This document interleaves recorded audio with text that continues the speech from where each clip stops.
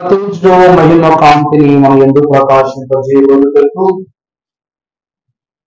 ప్రభు ఇచ్చిన పరిశుద్ధ సమయాన్ని మన దృష్టి ఎందు చేర్చుకున్న వారమై ఉంది కొద్దిపాటి సంగతులను మరి సమయం ఎంచుకుండగా మరొక కార్యక్రమమునకు మేము హాజరు కావాల్సి ఉన్నది కాబట్టి సమయమును దృష్టిలో పెట్టుకుని ఈ సమయాన్ని కాస్త ముందుకు సాగించాలని వాక్యపూర్వకంగా ప్రభు పేరిట ఆశిస్తున్నాం. పరిశుద్ధ లేఖన భాగములో మనము చూసినట్లయితే ప్రకటన గ్రంథము 21వ అధ్యాయం మొదటి 3 వచనాలను మనం చదువుకున్నట్లయితే, అంతటా నేను క్రొత్త ఆకాశమును క్రొత్త భూమిని చూచితిని. మొదటి ఆకాశమును మొదటి భూమియు గతించిపోయెను, సముద్రమును ఇకను లేదు. మరియు నేను నూతనమైన యెరూషలేము అను ఆ పట్టణమును తన భర్త కొరకు అలంకరింపబడిన పరలోకమందున్న దేవుని యొద్ద నుండి చాలా ప్రార్థన చేసుకుందాం. మహా ప్రశస్తనీయుడవును పావనాత్మ రూపదారుడవైన మా ప్రియ పరలోకపు తండ్రి, సమీపింపరాని తేజస్సులో నిత్యము అమరత్వమున వసించుచు గాన ప్రతిగానములను పొందుకొనుచున్న ప్రభువా నీకే స్తోత్రములు.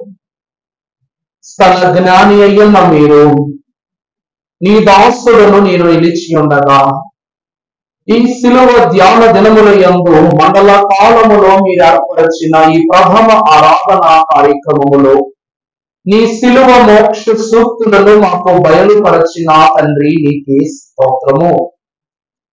నీ భాగ్యము ద్వారా మేము యోగ్యులమో కానప్పటికీ మమ్ములను రక్షణకు యోగ్యులను చేసిన తండ్రి, నీ బిడ్డలు మనస్ఫూర్తిగా వినటకు వచ్చారు. మనసు తీరా బోధించగలిగే శక్తిని నాకు ఇవ్వండి.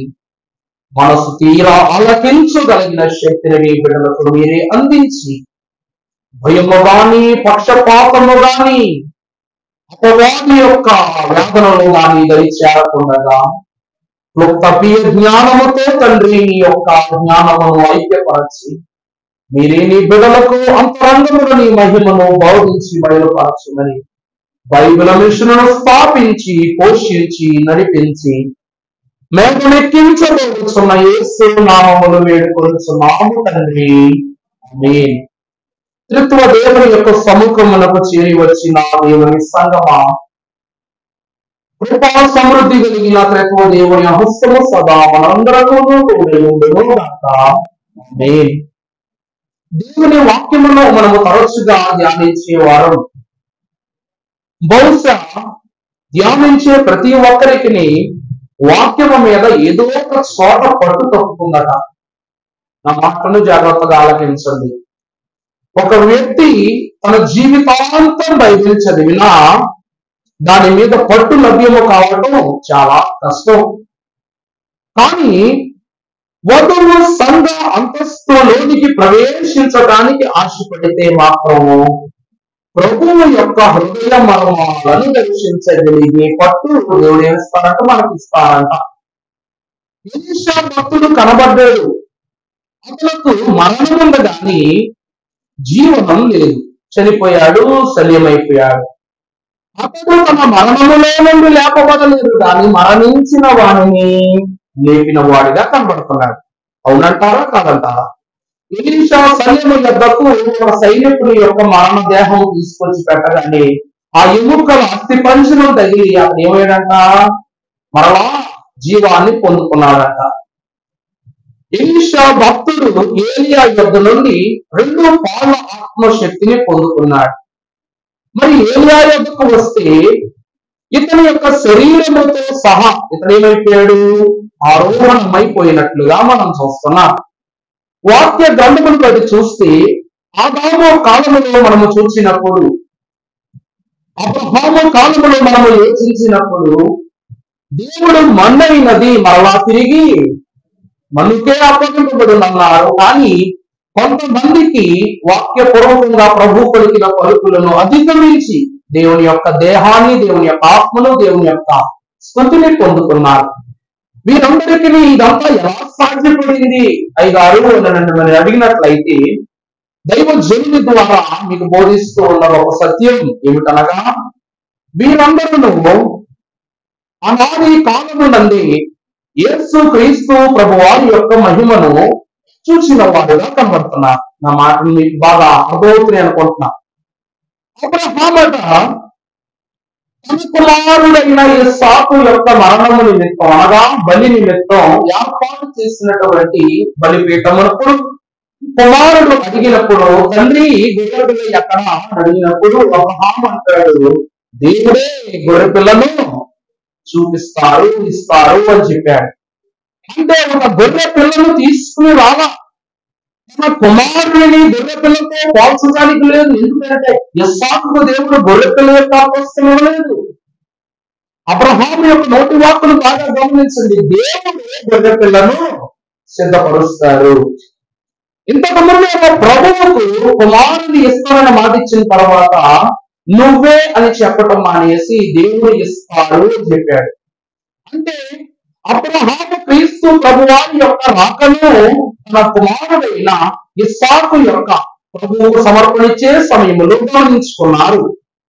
యోబు భక్తుడు యెహోవాయే ఇచ్చెను, యెహోవాయే తీసుకునను, ఏమి జరిగినను దేవునికే మహిమ అని అతడు బోధించాడు. యోబు భక్తుడట తన శరీరము మీద పడిన ప్రతి గాయమును ఉద్దేశ్యముగా తీసుకుని, ఈ దేహమునకును అనగా ఈ కాయమునకు నేను పాత్రుడను కాను, ఇందు నుండి వచ్చు ప్రజ్వలించు నా దేవుని యొక్క మహిమకు నేను పాత్రుడని తెలియజేస్తూ తన శ్రమలలో క్రీస్తు ప్రభువారి యొక్క వాకను అతడు గమనించుకున్నాడు. ఇలాగ ఒక భక్తులని చెప్పగలమా, ఇద్దరిని చెప్పగలమా? ఎంతో మంది భక్తులు క్రీస్తు రాకముందే క్రీస్తు జన్మను గ్రహించారు. అందుకే యెషయా ప్రవచనంలో రాస్తాడు ఏమని, ఏమనగా మనకు శిశువు పుట్టెను అంటే పుట్టబడి ఉన్న బిడ్డ, ఆల్రెడీ పుట్టారు అని చెప్పబడటమే పుట్టెను అని చెప్పటం.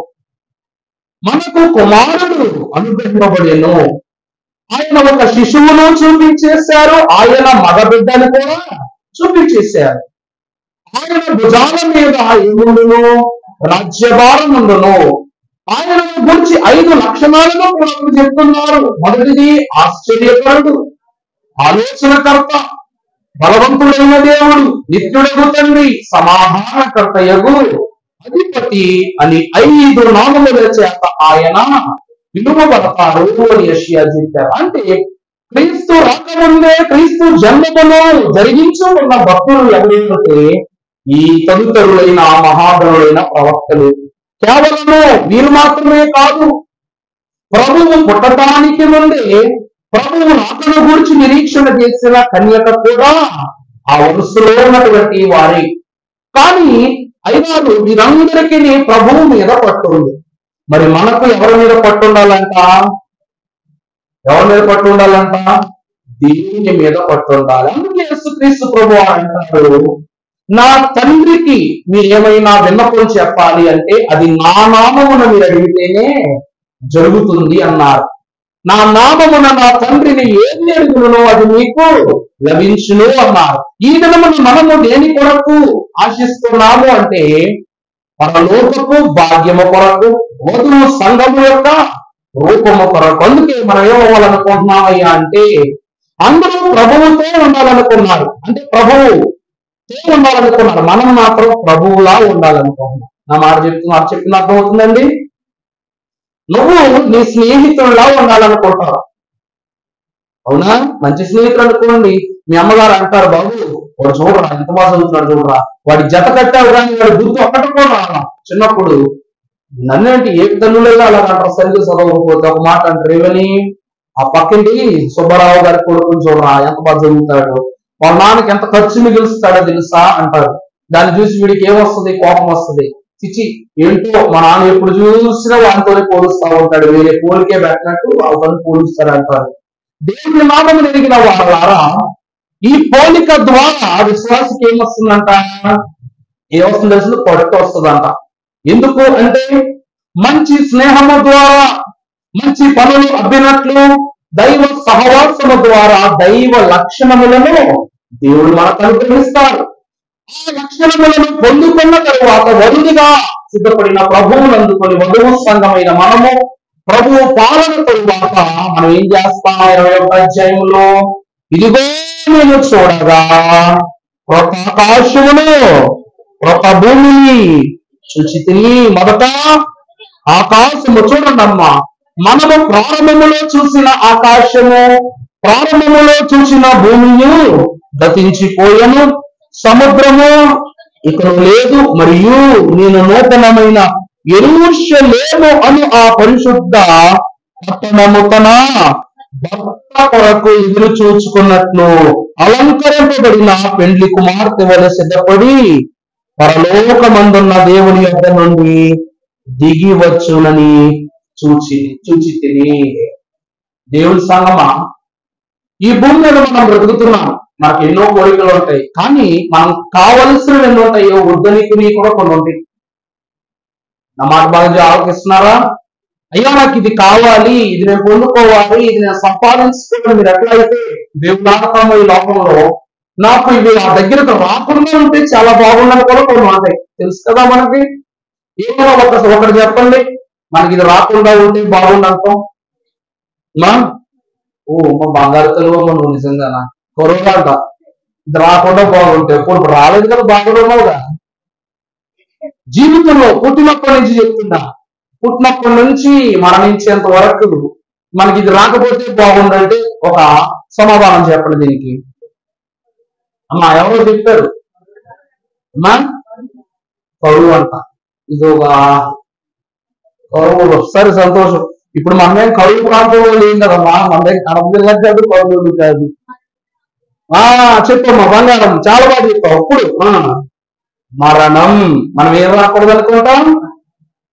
దేవుని ప్రియబిడ్డలారా, దేవుని వాక్యాన్ని బట్టి చూస్తే కొంతమంది కొన్ని చోట్ల బిడ్డలు పుడితే బాధపడతారంట.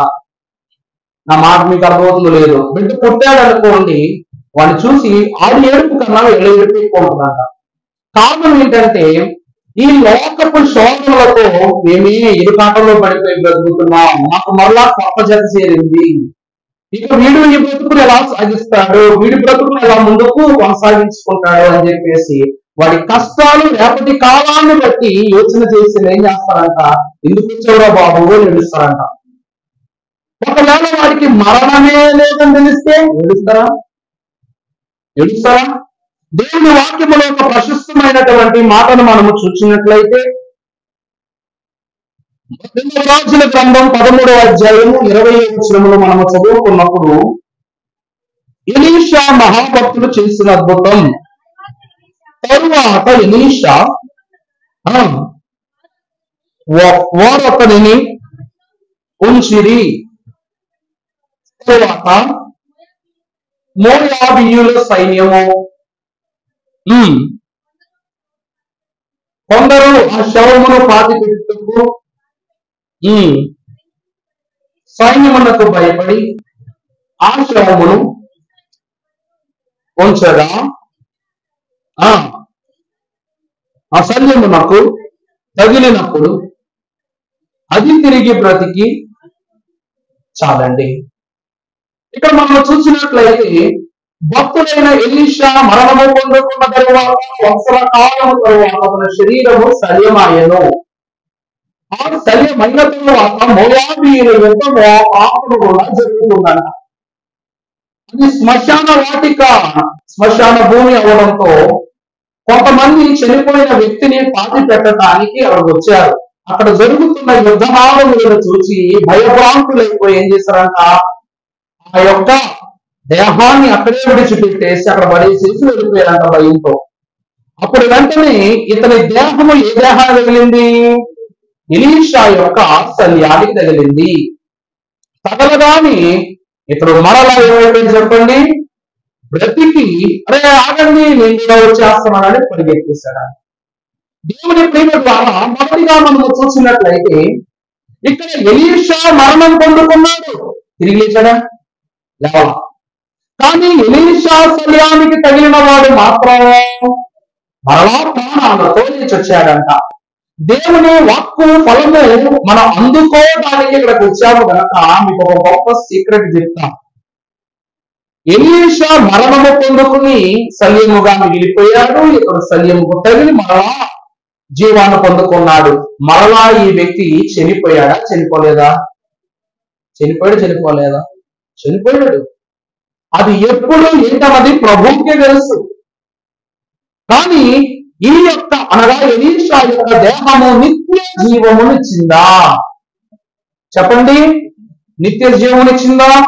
ఎవ్వరూ ఈ లోకములో నిత్య జీవాన్ని ఇవ్వలేరు, ప్రభు వారు కూడా. ఎందుకంటే ఆయన నిత్య జీవాన్ని ఇవ్వాలనుకున్నది పరలోకములో కానీ భూలోకములో కాదు. అందువలన ప్రభు ఏమంటున్నారు? నిత్య జీవము పొందుకోవాలి అంటే ఈ లోకాన్ని విడవాలి, పరలోకమునకు రావాలి. ఇప్పుడు ప్రకటన గ్రంథం 21వ అధ్యాయము 3వ వచనములు మనము చదువుకుంటే దేవుడు రాస్తున్నాం, అప్పుడు ఇదిగో దేవుని నివాసము, చూడండి, దేవుని యొక్క నివాసము మనుష్యులతో కూడా ఉంది. అప్పుడు ఆయన వారితో కాపురముండును, వారాయన ప్రజలైందురు, తానే వారి దేవుడై ఉండి ఉండను. చూచు చాలమ్మా. దేవుడి ప్రియమైన ద్వారా మొదటి మాట ఏమిటి అంటే, పరలోకములోనికి అనగా మనకు ఉండే పరలోకము ధన్యతలు ఏమిటి అంటే, మొదటిది మరణము చూడని ధన్యత. ఈ లోకములో ఆరోహణమై వెళ్ళిపోయిన ఏలియా అయ్యా తన దేహాన్ని ఇక్కడ విడవలేదే, తన అగ్ని రథము ఎక్కి వెళ్ళిపోయాడంటే వెళ్ళిపోయాడు కరెక్టే, కానీ సరాసరిగా ప్రభు దగ్గరికి వెళ్ళిపోవా? చూస్తున్నారని గమనిస్తున్నా, మీకు అర్థమవుతున్నారని అనుకుంటున్నా. ఏలియా ఆరోహణమయ్యాడు, కానీ ఎక్కడికి ఆరోహణమయ్యాడు? పరదేశునకు. ఎక్కడికండి? అనగా మోక్ష భక్తుల నివాస స్థలమునకు అక్కడ ఆరోహణమయ్యాడు. అంటే ఒక ప్రభు సన్నిధికి ఆరోహణమవల. దేవుడు ఒక్కొక్కరికి ఒక్కొక్క స్థలాన్ని ఒక్కొక్క విధానాలను పెట్టించాడు. దానిని అధిగమించి ఏ భక్తుడు ఆ స్థలమును దాటి బయటకు రాలేదు, లోనికి పోలేదు. దేవుడిని బట్టి చూసినట్లయితే ప్రియులారా, పరలోకము చేరుకొనబోయే మధుర సంఘము, పట్టుగలిగిన సంఘము, పతనము కాని సంఘము, పతనము చేయు సంఘము ఏమి కలిగి ఉండదంట? మరణమును కలిగి ఉండదట. మొదటి అంతస్తు ఏమిటి అంటే, మరణము లేని జీవితమును పరలోకంలో చూస్తాం. మనకేవద్దు భూమిగా నేను చచ్చిపోతుందంటే బాగుండు అంట. అవునా కదా? ఒక డాక్టర్ అంటారు, బాబు నీకు క్యాన్సర్ ఉన్నా 1 నెలలో చచ్చిపోతూ ఉన్నాడు అనుకో, వాడు ఈ రోజే చచ్చిపోతాడు. భయముతో నెల వరకు జరగాల్సిన పని నెల ముందే జరిగిపోద్దన్నమాట. ఈ పని ఏదో మనకు డబ్బులు వచ్చే విషయంలో జరిగితే ఇంకా బాగుండు కదండి. నెల తర్వాత ఇస్తానన్న డబ్బులు నెల తర్వాత వచ్చే జీతం నెల ముందు బోనస్ వచ్చిందంటే ఇంకా మామూలుగా ఉండవు. అది వస్తే ఆనందం, ఇది వస్తే ఇంకా భయము కనుక మొదటి మనము చూస్తే మన జీవితంలో అతి భీకరమైనది మనం భయపెట్టినది ఏమై ఉన్నది? మరణము కనుక ఈ మరణము పరలోకములో ఉండదు. ఇక రెండవ విషయం నాకు చూస్తే కంటిన్యూ చేయమ్మా. 4వ వచనం, ఆయన వారి కన్నుల ప్రతి బాష్పపు బిందువును తుడిచివేయు. చాలండి. రెండవది ఏంటండి? వారి కన్నుల ప్రతి బాష్పపు బిందువును తుడిచివేయడు. నేను ఏమనుకుంటాను తెలుసా? నాకున్న అనుభవం చెప్తున్నానులే. సేవలోకి రాకముందు డాడీ కొడితే తప్ప కన్నీళ్ళు వచ్చి కాదు నాకు. డాడీ కొడితే తప్ప కన్నీళ్ళు వచ్చి కాదు. మాస్టర్ కూడా కొట్టుకు కలిసిపోయాడు అనమాట. ఓ దిగ్గును వాడతాం. కానీ డాడీ మాత్రం బెత్తం వాడరు, బెల్ట్ వాడరు. మంచి చెయ్యి చాలా బలంగా ఉంటుంది మా డాడీని. కొడితే ఊరవతల వరకు పెద్ద బోరన్న కనబోరం రోజుకి జనాలు నిలుస్తారులే తెలియదు, కానీ నేను నడిస్తే అందరూ వాడిపోయేవారు. మా చుట్టుపక్కల అంత భయంకరంగా కొట్టేవారు.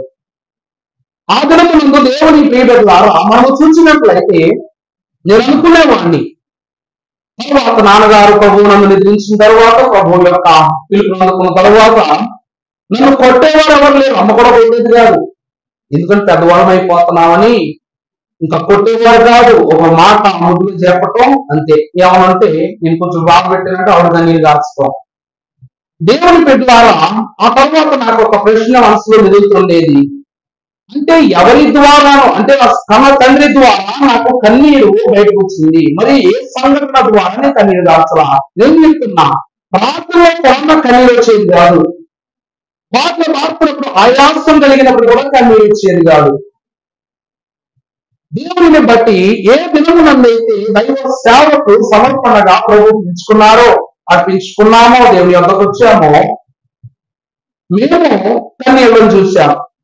అలాగే నేను ఒక విషయం అనుకున్నా, మా అధినాయకులు ప్రెసిడెంట్ అయ్య గారు కూడా దిగులు లేచి ప్రతి విషయంలోనూ ముక్కుసూటిగా వెళ్ళటాన్ని చూసి, అబ్బా అయ్యగారు శ్రమ చూడని వ్యక్తిగా ఎప్పుడు జీవించాలనుకున్నాం. కానీ ఆ దినం అనగా మన మహోత్సవాల్లో మీరు వచ్చినప్పుడు చూశారు లేదో, మొదటి ప్రసంగం రోజు అయ్యగారు ఏడ్చారు. నిజంగా వారి కళ్ళలో ఉన్న ఆనందం, ఎందుకంటే ప్రవాహములా వచ్చిన జన సమూహమును చూసి 2,75,000 పైచులకు జనం, అంతమందిని ప్రవాహముగా దైవజనులైన వారు చూసి వారి గదిలో ఉండటానికి వారు ఇష్టపడక రాత్రి మగలు 10 చుట్టూ ఇలా తిరుగుతూనే ఉన్నారు.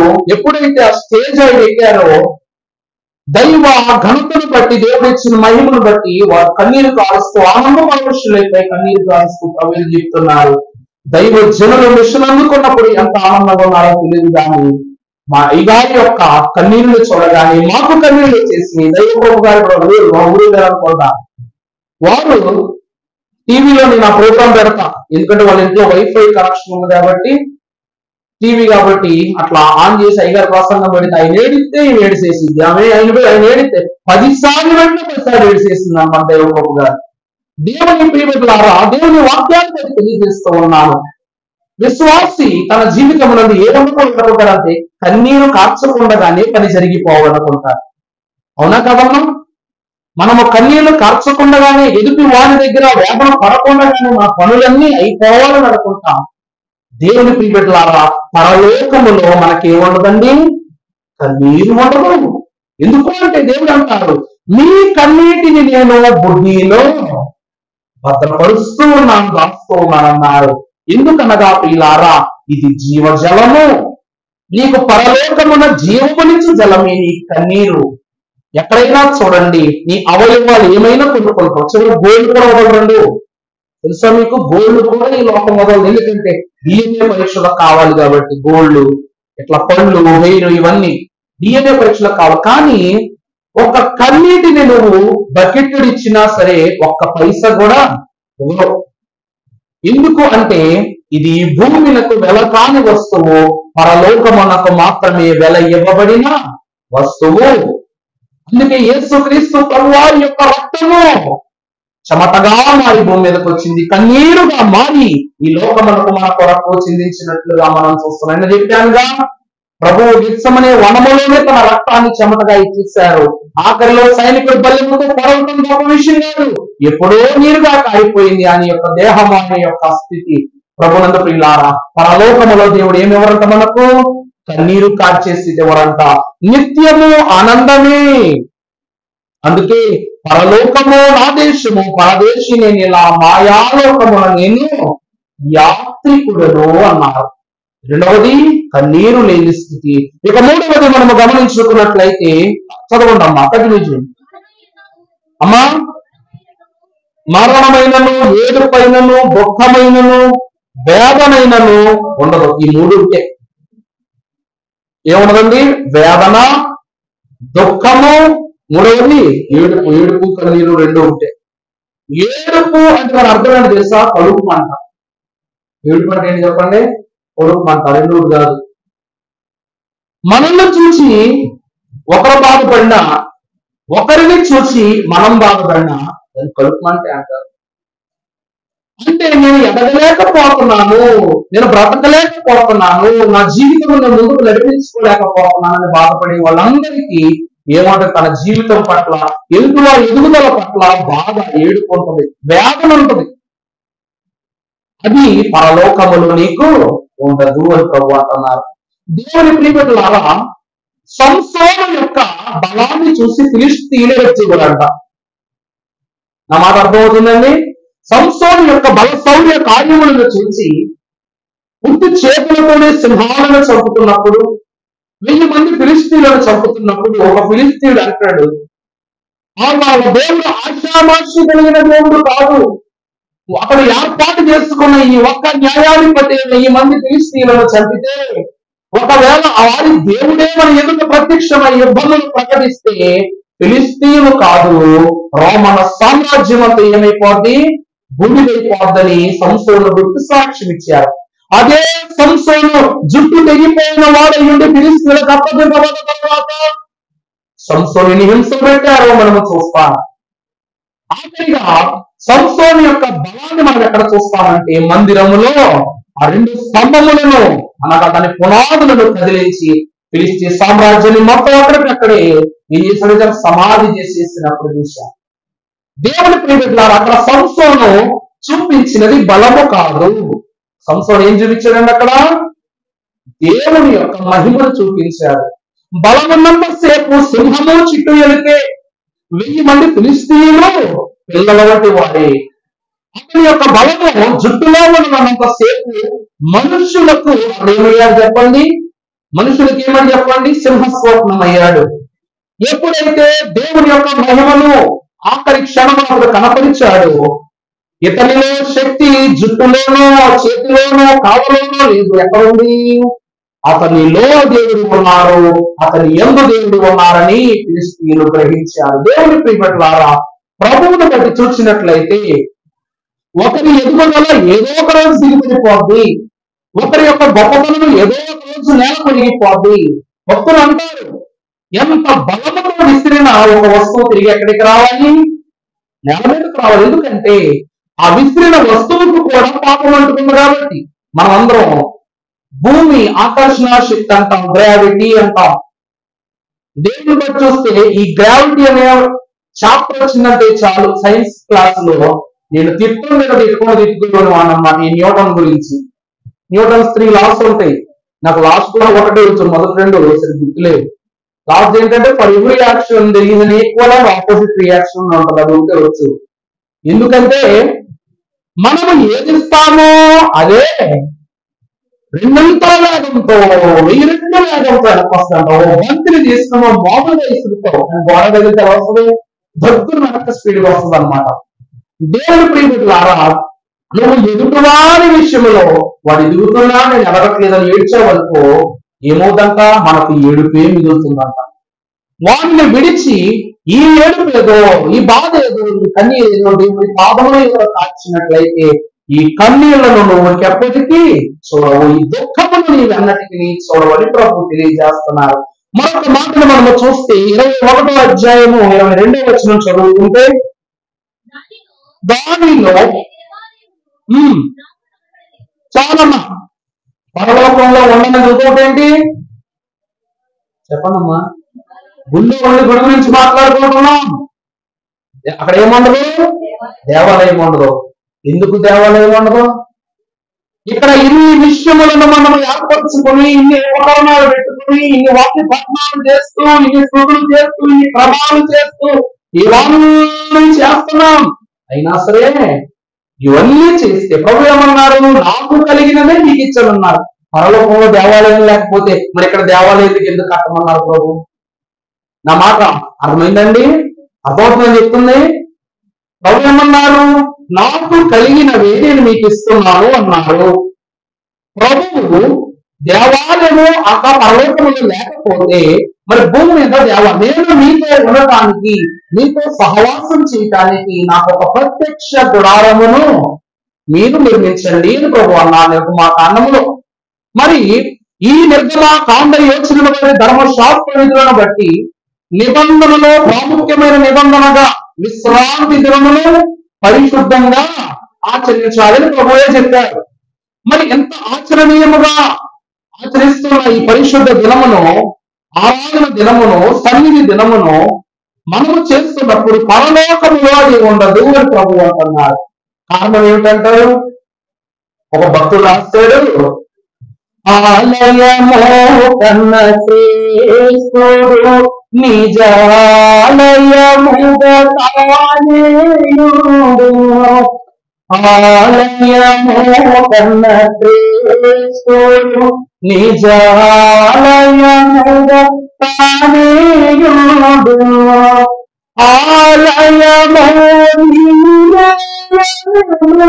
ఎల్ల కాలము బ్రోకెదము. ఆలయము నీవే ఎల్ల కాలము బ్రోకెదము. సాగిల పాడి బ్రోకెదము.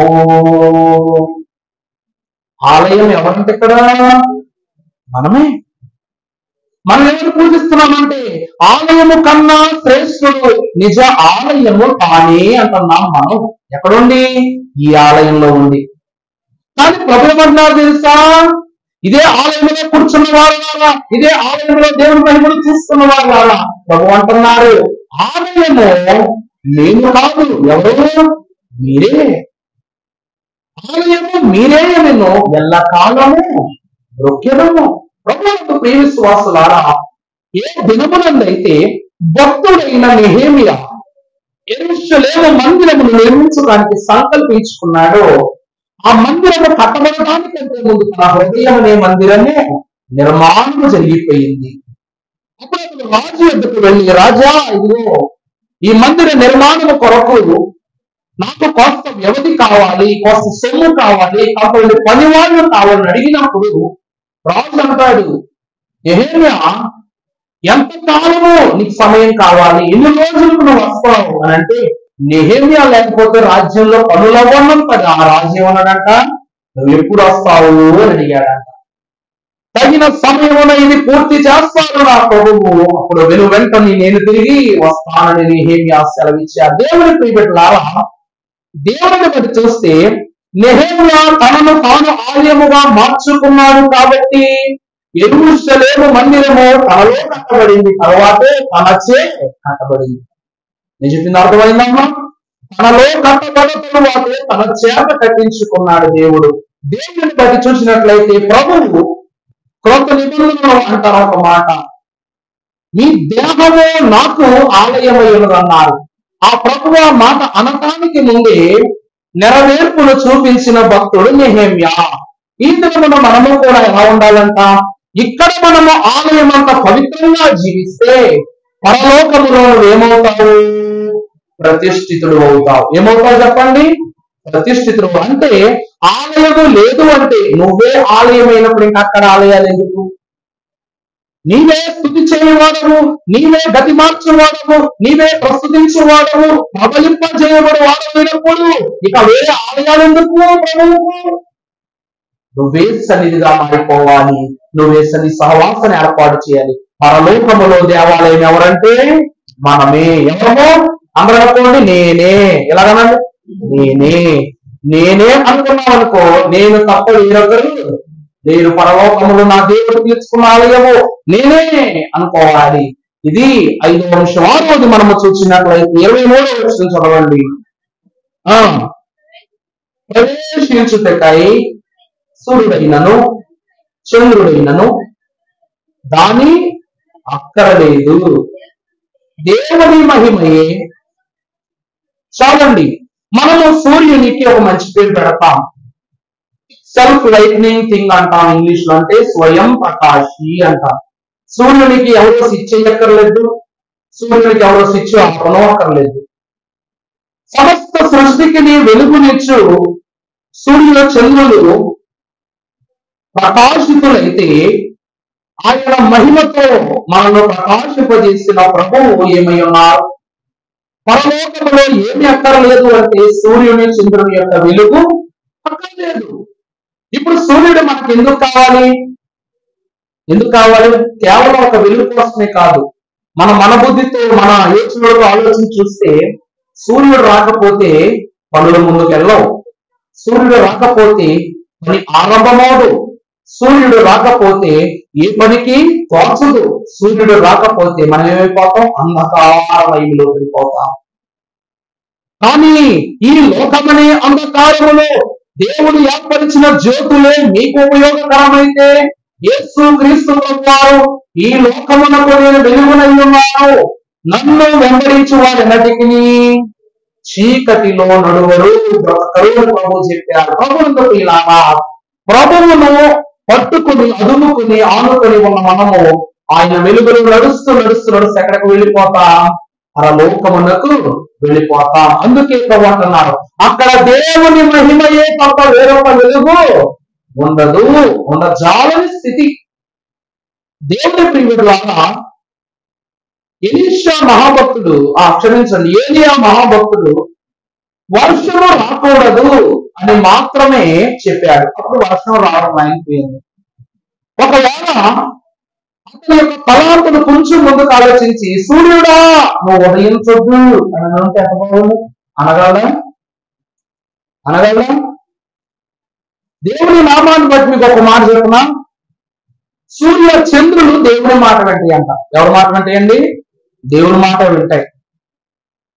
దేవుని కృపను బట్టి వాటి మీద అధికారము ఏలియాకి ఇవ్వలేదు.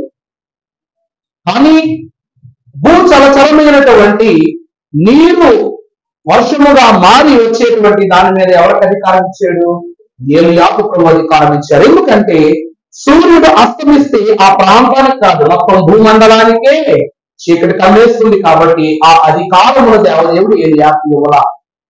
కానీ పరలోకం అనేటువంటి పరిశుద్ధ స్థలములో సమస్తము దేవుని మహిమలో ఉన్నప్పుడు ప్రతి దానిపైన విశ్వాసికి దేవుడు అధికారం ఇస్తూ ఉన్నారు. ఎందుకు అనగా మనము దేవుని వెలుగును వెంబడించిన వారము గనక ఆ వెలుగు సంచరించు ప్రతి స్థలములోనూ దేవుని యొక్క మహిమ కనబడుతూ ఉంటుంది.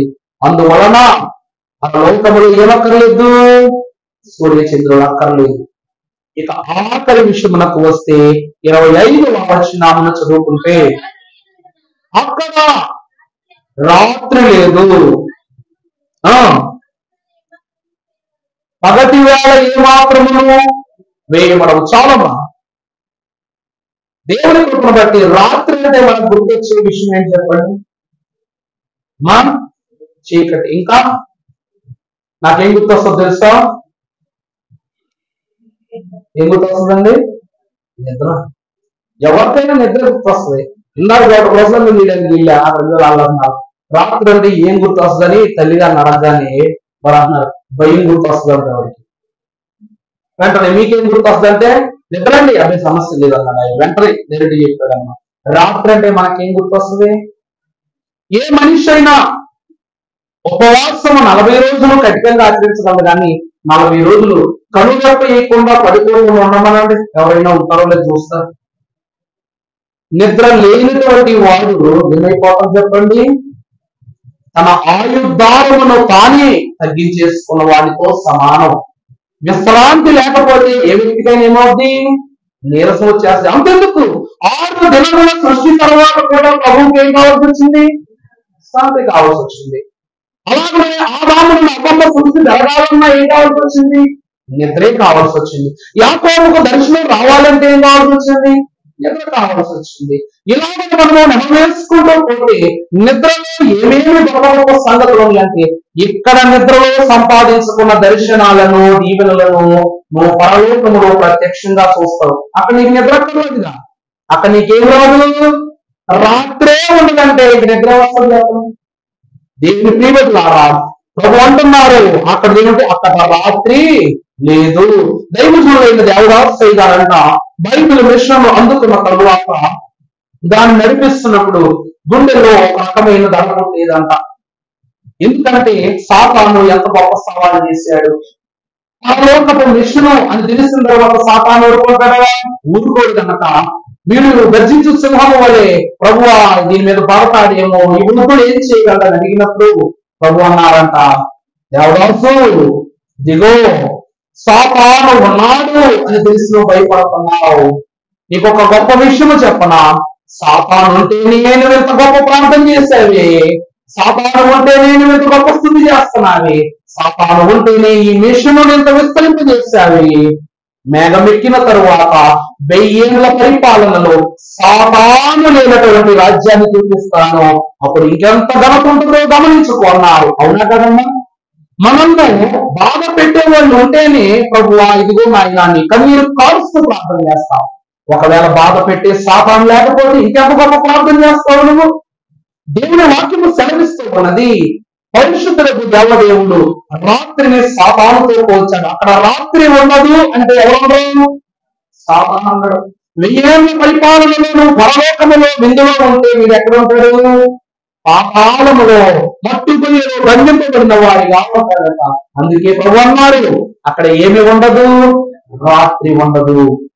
దేవుని ప్రియ సంగమా, పరలోకములో మనకు ఈ 7 ప్రాముఖ్యమైన అంశాలను, ఆశీర్వాదాలను దేవుడు మనకి ఇస్తూ ఉన్నారు. ఈ 7 ఆశీర్వాదాలు మనకు కావాలంటే మనం ఏమై ఉండాలి అంటే పట్టుగలిగిన వారమై ఉండాలి.